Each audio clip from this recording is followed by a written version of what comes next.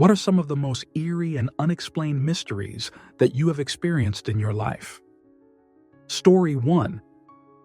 I'm not the kind of person to have a great many friends, but those friends I do keep are sacred to me. So one evening, I was getting out of a Rotterdam subway block to go to my apartment near there, when I see an old friend, one I haven't seen in the flesh in a few years, heading into the subway.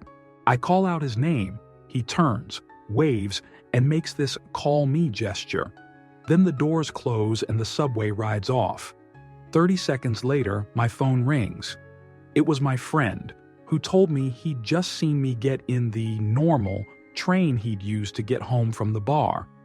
Apparently, I had grinned, waved, gestured, "Call me," the door shut, and the train drove off. I lived in Rotterdam. He lived in Enschede. That's just over 200 kilometers apart, or about 125 miles. Story 2. My mom had me picking potatoes one day. Hugely arduous task. Filled one basket, went to fill the other, and found it filled. It was just me.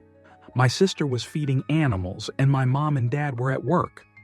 Simple and unexplained. Not the first unexplained thing that happened in that house, but it was memorable for me. Story 3. I've got a couple. When I was about 10 and 12, a neighborhood buddy and I were camping in the woods. In reality, we were a couple of acres behind his house in some forest that backed up to a state park, but that was about as close to camping as I was comfortable with.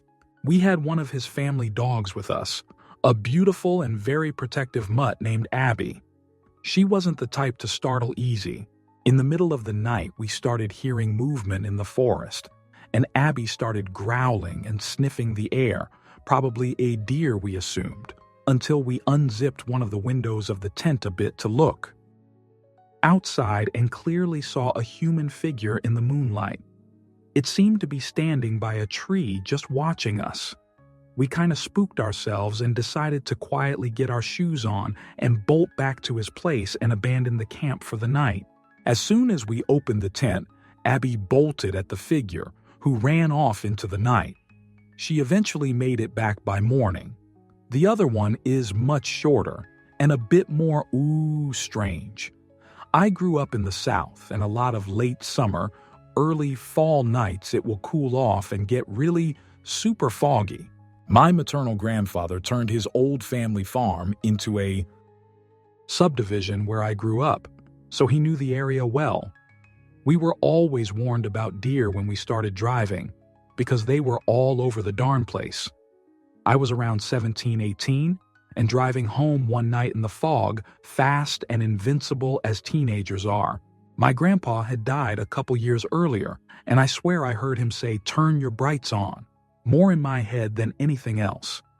I was startled, but did as I was told, and there was a group of deer crossing the road that I never would have seen otherwise. I didn't say anything about it to anyone. The next morning, outside my bedroom door, my mom had put a pack of those deer whistlers that you put on your front bumper to scare deer off. My mom had a dream where my grandpa told her to buy me some. That one still comes up in conversation 15 years later. Story 4. Still to this day, I have no idea what went down here. About a year ago now, I was sitting at home watching a movie and noticed out onto the backyard patio a man standing there looking straight up in the air, as high as his head would go, almost looking backward. Scared the living shoot out of me. Person was as still as a board. He was dressed in very nice clothes though, a royal blue suit with brown shoes, which didn't really fit the scene. I grabbed my cell phone and watched him for a minute to see what he was doing before I'd call the police. Out of nowhere, he shook his head, almost out of a trance, and looked around to see where he was. He took his cell phone out and started making a call. At that point, I opened the sliding door, with the screen still being shut, and asked if he was okay. He sounded very frantic and said he doesn't know how he got there. I told him where he was, and apparently he lived a few streets over. He walked out the side gate after apologizing profusely. I've seen him a few times in passing and he's seemed extremely normal, drives a Porsche Cayenne. No idea WTF that was about. Story 5. I remember one thing that genuinely freaked me out when I was 12. I had awoken and gone to the kitchen to fix myself some breakfast. When I got there, I heard my dad snoring coming from the couch in the living room. I thought it was strange for him to be sleeping since it was 10 and he typically woke up early. But maybe he is taking a nap. As I'm walking towards there, the snoring keeps on getting louder and louder to the point it sounds exaggerated. Just as I pop my head over the couch to say hi, the sound just stops. Nobody is on the couch. I call out to my family and nobody answers. They had gone out to get lunch. I still can't explain it to this day. Answer: holy crap, I had a similar experience. I was very little, around 6 to 8 years old, and I was sleeping in my bedroom. My parents and I slept in the same bedroom but in different beds. So all of a sudden I wake up and hear snoring coming from my parents' bed. At first I thought, no problem, it's just my dad. Then I hear my mom in the kitchen having a conversation with someone. I listen closer and I realize she's talking with my dad. Looked at the other bed and there was no one. The snoring also stopped. I wasn't scared though. How did that not freak me out? LOL edit. This happened at 10:09 p.m. or so. Story 6. I was napping shortly after my son was born, and I dreamt that my husband came in and told me my dad had passed away. I woke up suddenly and just had a bad feeling from it. I tried to shake it off and just laid there for a moment. A few minutes later, my husband did come in the room and told me my father had a heart attack and died at work. Worst feeling in the world. I wouldn't wish it on my worst enemy. Answer: my sister was napping one day when she had a dream. She describes it as being beyond real, not just a dream, where one of her favorite residents from the nursing home she worked in came in and sat in the chair next to her. He said he was sorry he wasn't going to be around until her upcoming wedding. He really wanted to see the pictures, but it was his time to go. He really loved spending time with her and knew she would have a happy life. Then he vanished. The phone rang, waking her up for real. It was her job saying that the resident had just passed away, and they knew she'd want to come say goodbye. Story 7. I used to work in a crisis shelter when I was in my early 20s. We had a small walk-in room with a solid lock on it to store anything that could be misused by the residents, such as medications, cleaning chemicals, kitchen knives, etc. One night the residents had settled in to watch television while I completed some paperwork, and the door to the medication storage room swung open by itself. I thought perhaps it had not caught properly last time I closed it, so I just pulled it shut and thought nothing more of it for the next few minutes. Then it swung open again. I pulled the door shut and this time jiggled the handle several times to make sure it had caught and got one of the residents to also test it. It was definitely lock solid. A few minutes later, it swung open again. Wanted to nope out of there but was stuck on a 12-hour sleepover shift. After that, it never happened again, but the residents spun a huge story about the ghost of someone who OD'd in the medication room, which became part of the shelter folklore. Story 8. Okay, let me preface this by saying I categorically do not believe in the supernatural of any kind. I'm not religious and consider myself agnostic-leaning atheist. I have no clue why this is happening. I've owned the same house for over 23 years. It began almost immediately. My spoons have been disappearing at an alarming rate. At first, I put it off to the kids, but it didn't stop even after they had moved out. I lived alone for many years and they would still vanish. I check garbage. I've searched corners and every place where they could conceivably be and not be. I once bought 120 metal teaspoons and they were all gone within a year and a half. More than 10 per month. Oddly, the plastic spoons still disappear, but much more slowly. I will count and keep track of them, And that slows it down, but they somehow keep vanishing. My granddaughters now live with me, but it doesn't seem to be a factor. It's worst in the fall for some reason. I estimate I've lost more than 1,000 spoons somewhere in this house, and I can't find them. No, I'm not senile or crazy. Others have noticed the spoon thing here. I can't explain it and have stopped trying. I don't care if anyone believes. This shoot or not, but you asked, and I was in the mood to type it out. I just counted. I'm down to 7 spoons, 3 teaspoons, and 4 tablespoons. 3 teaspoons missing since I last checked sometime last month. Answer: you have a raccoon living in the walls of your house. I'm dead serious. They're like rats, can squeeze through any opening they can't just make. And they steal because, like crows, they are extremely intelligent and value shiny things, and they can identify and associate objects by shape. The plastic might intrigue them because it is a solid but transparent object. Check thoroughly around the property and under your house if you can. There might be a hoard of silverware stashed away. We had raccoons in our shed one year. Darn buggers like taking my wrenches and any nails, nut screws, washers, etc. left lying around. Story 9. For decades, I have had disturbing dreams from the viewpoint of the backyard of my grandparents' house. Later in life, after they had passed on, my dad bought the place. I never mentioned the bad dreams BC. It seems silly, but it was weird to me that this went on for years.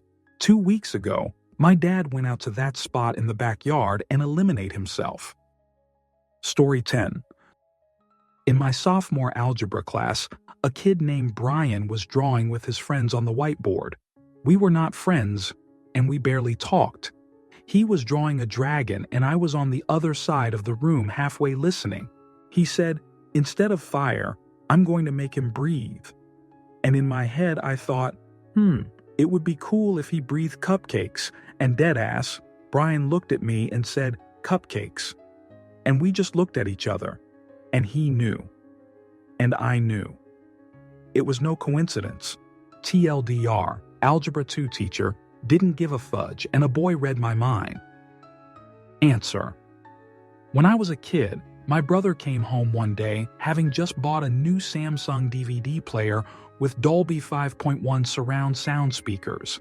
He was very proud of his rather expensive purchase and came into the house excitedly, holding the bag aloft and proclaiming, "Vance Android, I bought a DVD player. Guess what movie I bought for us to watch on it?" And I excitedly ran up to him and guessed, UHF starring Weird Al Yankovic. And he reached into the bag and pulled out a DVD copy of UHF. Story 11. My father's 2 sisters each lost her husband within a year of each other. Their husbands had been friends, so they ended up buying cemetery plots next to each other. So at the second funeral, we're lowering Uncle B into his grave. Suddenly, I hear a sizzle. I look up, and instead of a graveyard, I'm in a backyard, and Uncle B is grilling. Uncle A, who's been dead a year, says to me, "Do you want some lamb?" Before I can answer, I blink again, and I'm back in the graveyard. I tell people that's my seeing a ghost story, but I've considered that it was maybe a vision of the other side. Story 12. There's this pedestrian crossing near my place that I always cross, and for some reason for the past couple of weeks, I'd feel really uneasy whenever I walked across. Then just last Sunday, I got hit by a car that failed to stop while I was crossing it. Answer: I got in a car accident a couple weeks ago. About 2 kilometers before the accident happened, I had a strong feeling a deer was going to jump out at me. Sure enough, not a deer, but a car goes through a stop sign at a side street. But since I was watching intently at everything that could cause an accident, I was able to avoid T-boning them and eliminate their passenger. When we got out, I was talking to the passenger and driver, and was in awe that I was talking to someone I don't think realizes they just barely escaped passing. Story 13. This probably isn't that weird, But when I was sitting outside a building, this woman walked up to me and told me she had a dream where she saw me sitting in that same spot wearing the same white t-shirt. It wasn't a creepy encounter or anything, and she thought it was weird too. Story 14. I was 8 years old. I was awakened in the middle of the night needing to go to the bathroom. On my way down the hallway, lights off, I saw faintly the vacuum cleaner lying on the floor, so I stepped over it and went into the bathroom.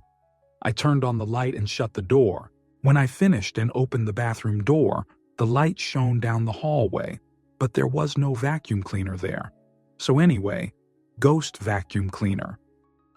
Story 15. When I was 6, my grandparents took me to this Christian youth revival type event. There were skits about resisting the devil, sing-alongs for Jesus, gymnastic exhibitions for Jesus, guys in karate gear breaking boards for Jesus, things like that. In between the acts, the presenters would give small speeches about how important God is and how the devil's agents were among us, waiting to harm us. One thing stuck with me because it was really grim. He told of how Satanists were kidnapping people and eating them. Police just across the border had found a hell house, and in that house was a witch's cauldron filled with human body parts coming from a young man who had been taken right off the streets. The boy had been kidnapped, tortured, and taken down, then made into a stew that the Satanists ate to give them magic powers, the presenter told us kids. This was the summer of 1988. Years later, curious, I looked up the incident. A student named Mark Kilroy had in fact been kidnapped, tortured, taken down, and put in a cauldron by a cult leader and his followers in order to give them immunity from the police and other cartels. All the details fit, except that this happened in March of 1989, the year after the youth revival. How did the presenters know about the takedown? Were they talking about another takedown? Or did I end up in a Christian-themed time slip? I asked my grandmother about it. She said she had no idea what I was talking about and denied ever taking me to a youth revival. All these years, I've never been able to explain it. Story 16. I used to be on a search and rescue patrol. We got a very strange call one night. A loud car crash in the middle of a rural area was reported by a nearby resident, but when emergency workers showed up, the victims were nowhere to be found. So, we showed up to the scene, and at the end of a very long dirt road, there was a 90-degree turn with an embankment. The car was clearly going at a very high speed, missed the 90-degree turn, hit the embankment, flew through the air, and the front of the car hit the ground so hard it gouged out a pretty sizable hole upon impact. The windshield showed two shattered impact zones where the passengers' heads hit, covered in blood and hair. There was more blood in and around the car. The scene was gruesome and didn't look like a survivable crash, especially given the mangled condition of the car. We expected to find bodies nearby. Police dogs, firefighters, and now an entire search and rescue party was not able to locate the victims after several hours. As night set in, it began to get more and more eerie. There was this horrible-looking car crash, but no bodies to be found. Finally, after about 3 hours of searching, there was a 911 call that came in. A report of a bloody dead body found in the bed of a parked pickup truck in a rural home's driveway a couple miles away. Apparently, a family was coming home from a vacation, and when they pulled into their driveway, they noticed the body and immediately called 911. So, 2 police units dispatched from the search to respond to the call. We all assumed this would be the end of the story. Well, the police showed up to the house, and to everyone's surprise, no body to be found. Somehow, the body had vanished. There was blood, but no sign of anything else. So a second search radius started. From that house, we searched practically the whole night. We're called back the next morning, and nobody ever found the bodies. we eventually called the search off. To this day, I have no idea what happened. Story 17. I'm late to the party, but this story is both freaky and super inexplicable. When I was a kid, like 12-13, I was playing with my friends in their backyard. It was a perfect summer day outside, probably around 80 degrees and not a cloud in the sky. This detail is really important. So we're playing and I'm chasing my friend, but I suddenly stop because I notice something strange. I exhale and I realize that I can see my breath, just as you would on a really cold day. I call my friends over and they thought I was smoking or something because of how thick the vapor was. None of them can see their own breath until they are standing right next to me. It was only happening in that one specific spot. We walked around, but that was only in that one area that it was visible. All of us ended up just going home because we got pretty freaked out. Answer: the main reason for the breath vapor condensation is the difference in the relative humidity between the exhaled and surrounding air. The three main factors that play into this are temperature, relative humidity, and pressure. Another factor are the particles in the air that allow the vapor to condensate on them, e.g. dust. You can even see your breath condensate at room temperature if the conditions are met. All that is required is that the exhaled air has to be saturated with humidity to reach a point of about 5% above the relative humidity of the air in the room. There was probably some anomaly with the humidity and pressure causing a little bubble of strange conditions. Story 18. When I was a kid, my parents watched the same local news station on TV every single morning, so I got to know the sound of the reporters' voices after some time. But a lot of times, especially on the weekends, I'd hear the news on, so I'd go downstairs to the living room to see who's up. But the TV wouldn't be on and no one would be awake. The only noise would be the sound of the water in the fish tank in the dining area. I've fallen for it countless times because it sounded like their exact voices. I know this isn't the most exciting story, but it was really creepy and I'm not exactly sure what was causing the sound.